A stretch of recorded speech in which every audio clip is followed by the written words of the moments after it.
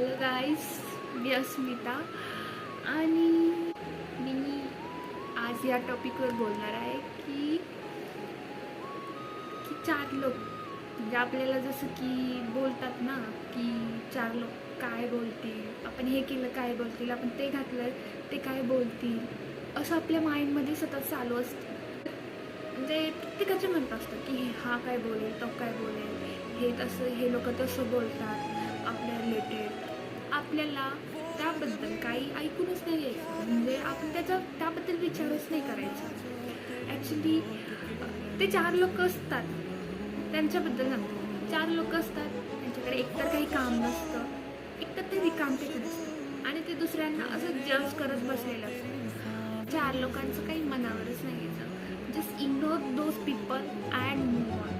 Your success, your money, your family and your work, हे सगळं या गोष्टींवर आपण चांगला फोकस करायचा. तर मग ते आपण चांगली एन्जॉय पण केली पाहिजे ना, की दुसऱ्यांचं ऐकून हे काय बोलेल ते काय बोलेल आपल्याला काही घेणं देणं नाही आहे त्यांच्याशी.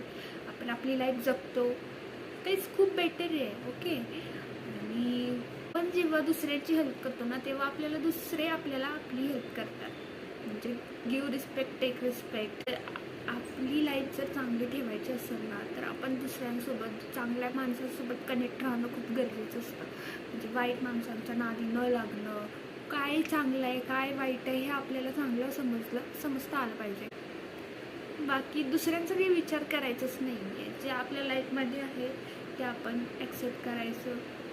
जे वाईट घडतंय तेही ॲक्सेप्ट करायचं आणि जे चांगलं घडतंय तेही ॲक्सेप्ट करायचं.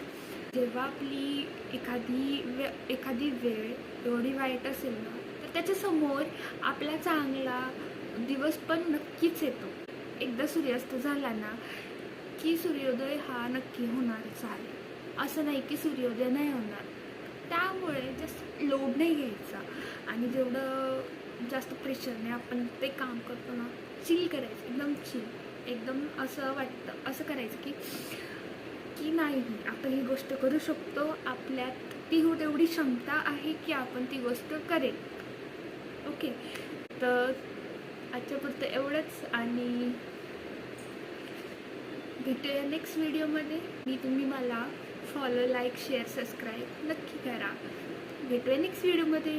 बाय.